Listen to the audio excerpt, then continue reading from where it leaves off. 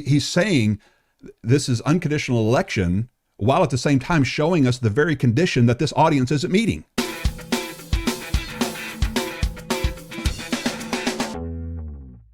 Let's do this. Now, I got a clip of James White's first speech, just a little bit of it, from his opening, talking about, opening his presentation on John 6, and we'll kind of listen to it a little bit, stop it at any point, and then I want to see, because they've heard me, I want you to present what I call, and I think you've called it the same thing, the remnant of Israel view on this passage. Mm-hmm.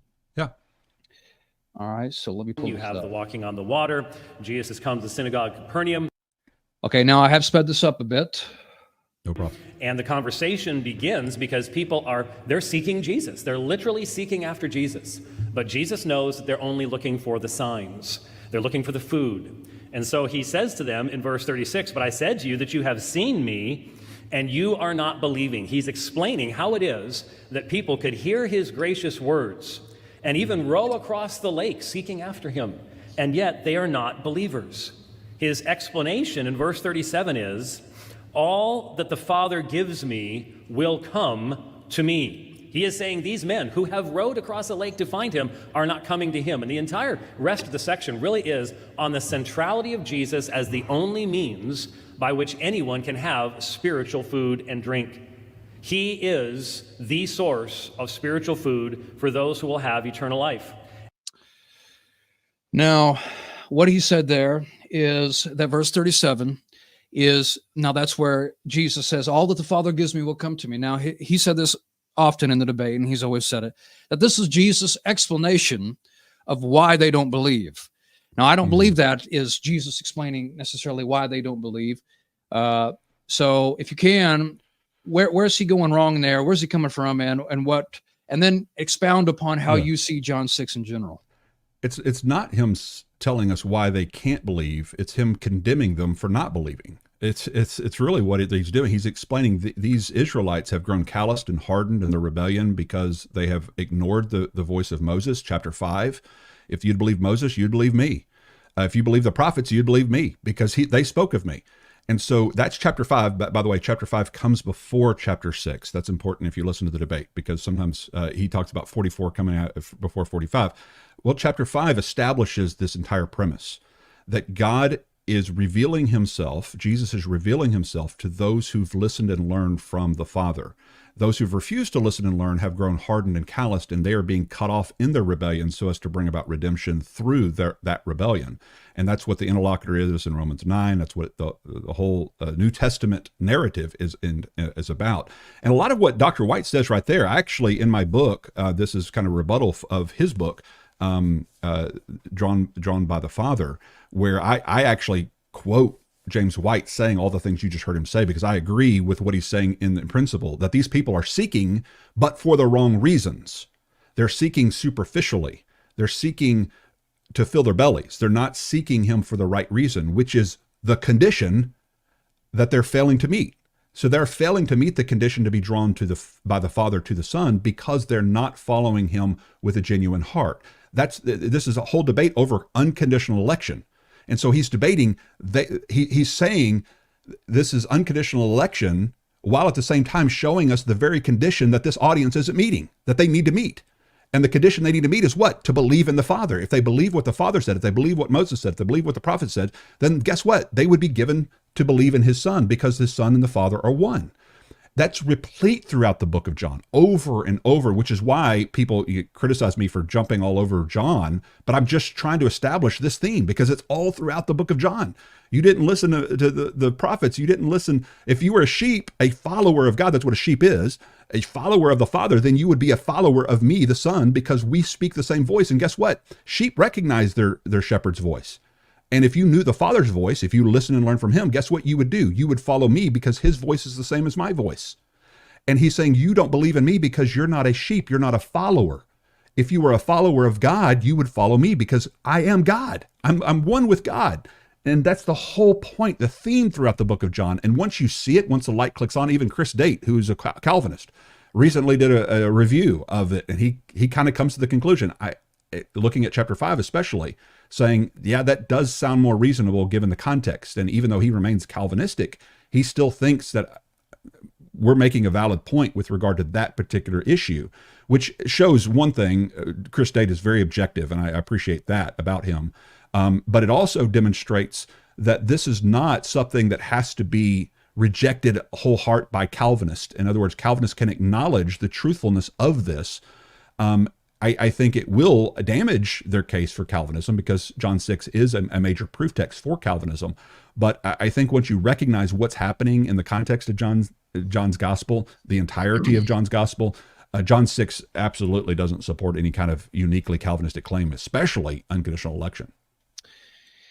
Absolutely. And I'm actually going to pull out the Bible here. Now, so that is my view as well. And so if I could just say it in my own words, that's exactly right. What it is that the believers of Israel, not everybody in Israel, obviously, was a believer in God. I mean, they believed in his existence, obviously, but they were not true followers of the God of Israel.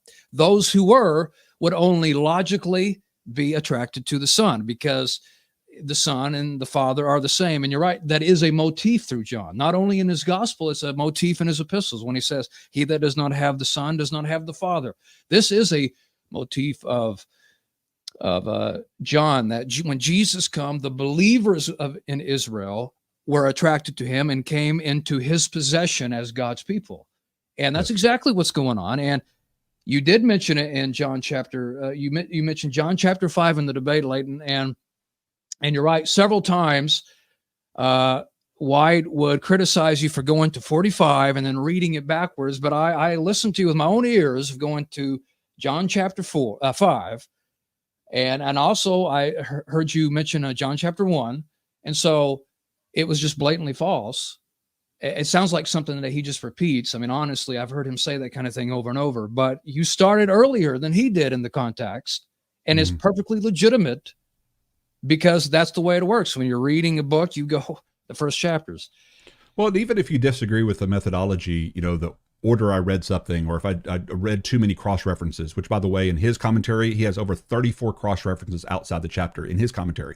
So there's nothing wrong about cross-referencing, grabbing other passages that support your findings within a given passage. And so that may confuse some people, or they may not like that style. Fine. You can have your opinion about how my way of doing it. I'm sure every provisionist or Arminian debating this text would probably take a different approach. Fine. I'm fine with critiques like that. But deal with the actual point. Say, I don't like the way you did it. Fine. Okay. But now deal with the point that obviously those who didn't listen to Moses, didn't listen to the prophets, didn't listen to the Father's teaching, they are not going to listen to the Son's teaching because the Son's teaching the exact same thing that the Father was. That's just intuitive. And it's not new. He at one point, responding to one of my videos, said, Leighton's just making this stuff. He's coming up at the top of his head. He debated Michael Brown. And I have a whole, matter of fact, 3 pages of it is a quote from Michael Brown's opener in his debate with over John 6 with Dwight, because he supports exactly the same thing. He calls them the remnant of Israel and talks about how the remnant are going to be drawn to believe in the Son, that he says exactly the same thing. Steve Gregg debated him over John 6 and said the exact same things.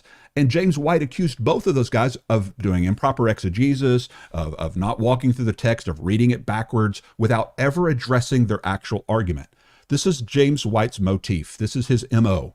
What he does is he instead of dealing with the actual point being made, he'll criticize your methodology. Well, you're not reading through the text in order like I am. You're reading it backwards. You're doing all these things wrong, but not address the actual point we're making.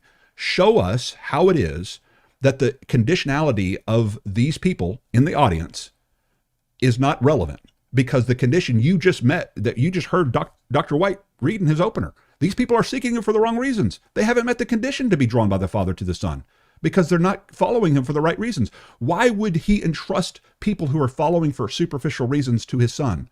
He wouldn't. He wouldn't draw them to the Son because they're not going to serve his purpose while he's here on earth.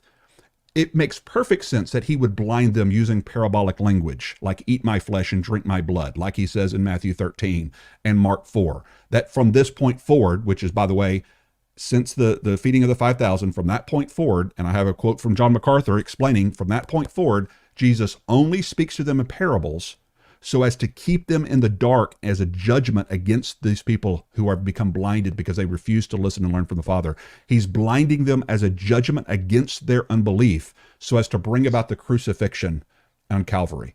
And once you get that, the light comes on again, you go, there is no place for Calvinism in that way of understanding this text. Especially considering that you don't really need to blind somebody who, in Calvinism's view, is already born that way. Exactly. And so this remnant of Israel view is that, Jesus saying all that the Father gives me will come to me or believe in me. It's because he's giving them those who are already believers and followers after the Old Testament scriptures, who are already following God. They've met a condition. They've met the condition of being true believers, true followers. Absolutely, yes. That's right. And if I can, I'd like to just point out a couple of these things, which you did point out. And can you, does the words look pretty readable there to you? Oh, yeah, I can see it fine.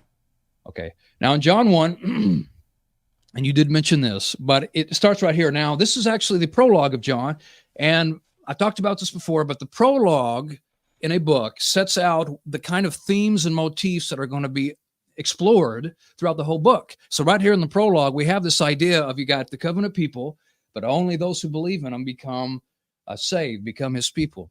And now it says in verse 11, it says, he, Jesus, came to what was his own, and those who were his own did not receive him. That's obviously Israel. That's the covenant people. But as many as received him, to them he gave the right to become children of God, even to those who believe in his name, who were born not of blood, nor the will of the flesh, nor the will of man, but of God. So you got him coming to Israel, but not all Israelites, just because they were Israelites, became his people as they expected. Right. They became those who believed. And when it says not born of the blood, will, the flesh, will of man, that's in the context of this idea that it's not because you were the son of Abraham, not because you were a Jew. It's not because you're married to a Jew. That's right. That's the will of man, literally, the male. And that's the idea. And so you find it right there. And if I can go to John 5, there's actually several verses like this. But in John 5, Jesus has a lot to say about this. So he says, talking to these unbelieving Jews, we'll just start right here. In verse 38, he says, and you do not have his word, that's the Father's word, abiding in you because you do not believe in him whom he sent. Now, there's what you and I have been talking about. Yes. And this will become more significant when we talk about John 44 or 6:44. But he's saying, you don't have God's words in you as evident by or because you're not believing in me. In other words, your disbelief in me shows that you don't even believe the Father in the first place. Right. Now that's what you were talking about. That's what is setting up the context for John 6. And then he says, just for time's sake here, in this verse 46, which you mentioned earlier, if you believed Moses, meaning the scriptures of God, you would believe me, for he wrote about me. So the very fact that they don't believe Moses means they're going to reject Jesus. So God is not going to give you to the Son just because you're a Jew. Correct. But he's going to give you to him because you're already a faithful follower of God. That's coming already before John 6. Yeah. And a good example of this would be Simeon was a Jewish man that was faithful. And so is there a condition for why Simeon would be given to Jesus? Yes. He was a faithful follower of the Father. Is there a condition as to why one of these hardened Jewish people who are following him for superficial reasons wouldn't be given to Jesus? Yes, because they're following him for the wrong reasons and they didn't listen to the Father. So if you're debating over conditionality, what is the condition for being given to Jesus? Then James White in his opener established it for us. He showed us they're following him for superficial reasons. They did not meet the condition. But there were some who did meet the condition. Now, you can argue as a Calvinist that the reason they met that condition is because they were picked before the foundation of the world and caused to do so by some effectual means. That would be your prerogative to do so, but you're not going to get it out of John. You're not going to get it out of John 6, certainly. Nothing is mentioned there about any of those concepts. Now, you can go to Paul out of Ephesians 1 or maybe Paul out of Romans 8 and 9 and Calvinistically interpret those passages and then import those doctrines into John 6, which is what White needs to do in order to establish unconditional election. But there's nothing unique about what John 6 says that establishes any of the Calvinistic premises. Right. And when I was talking to Jeremiah Nortier, I asked him, and it was actually in that review, excuse me, I said, all right, pick me a verse and show me unconditional election. It's not there. You have to presuppose it the whole time. Correct. Which is really what I try to hammer on. And people say you're just trying to debate Calvinism in general when you're doing this instead of really focusing on the text, and that's just untrue. I'm undercutting the presuppositions that he has to hold to in order to get unconditional election from the text. He even admits that in his first few words of his rebuttal. He actually comes right out and says, because I challenged him. I said, you never even brought up unconditional election. You didn't say anything about it. And then he said in his opener, I'm paraphrasing, but ultimately said, if it's true that no one can come unless they're drawn, and those who are drawn are raised up, then that entails unconditional election, is basically what he says. So what's he saying? If the T is true, total inability is true, and the I is true, irresistible grace is true, then you must have, unless you're a universalist, you must have unconditional election. That's his conclusion. So he's even admitting that unconditional election is not explicit in the text. It's implied because the T is taught and the I is taught in John 6:44. Well, if I am his debate challenger, I have every right to challenge the T and the I in order to undercut the implied U. And people accuse me of not being on topic because I talk about the T and the I. But my opponent even admits that the U is based upon the establishment of the T and the I. And that's what's so frustrating is I'll hear even people on my side of the aisle. There were some people who were saying Leighton was debating a topic off topic and he wasn't debating. It wasn't John 6. It wasn't the text. When my own opponent admitted that the U was implicit because of his foundational beliefs as presuppositions, ultimately, of the T being taught and the I being taught in John 6:44. Yeah, and everybody has their debate strategy, and that's what I said. Now, I did say, I'm just going to be upfront with you, that you seem to go into a topic, but it's just a different approach than what I would do. Sure. But you were going into the presuppositions. Now, that was very clear. You were trying to attack those presuppositions for that reason, because that's all it is. If you do not have the presuppositions in John 6 of Calvinism, then you don't have it. So I knew what you were doing. Right. Might be a different tactic than how yeah, I would. Well, and that's the thing is every time I've listened to debate, I listened to Warren's debate the other day, and I've listened to other people's debates that I agree with what they're saying, but I'm going, I wish you'd take it this approach, because the way I'm thinking through it is different, and I'm not following maybe his motivations or the reason why he's making the point he's making. And so I totally get that, and I welcome those kinds of critiques. There may be a better way to get to the same point or the same conclusion than the one I took, and that can definitely be argued, especially when you're in the heat of the moment and you're trying to decide where you're going and how to take it there. But people have to be willing to be objective enough to step away from those kind of more superficial stuff and look at the meat of the argument and really get down to the depth of it, which is why I recommend people to pick up the book, because you can really go through each point by point and see, okay, which is the author actually attempting to establish here? Is Jesus really saying to this group of unbelieving Jews, well, here's tulip theology, guys. You were born unable to believe. That's the reason you're not believing, is because that's the way you were born. By default, you can't believe. And unless God picked you before you were ever born unconditionally and irresistibly graces you. And Jesus is introducing that to this crowd. Is that really what's happening here? Or as we have said, is he really rebuking them because they've refused to listen to the Father and now are hardened and rebellious in their rebellion, and now are not being granted by the Father to come to the Son because of that rebellion? He's rebuking them for their rebellion and unbelief, not saying, hey, I actually decreed for you to be that way, and you can't help it. Which is really more reasonable when you objectively think about it.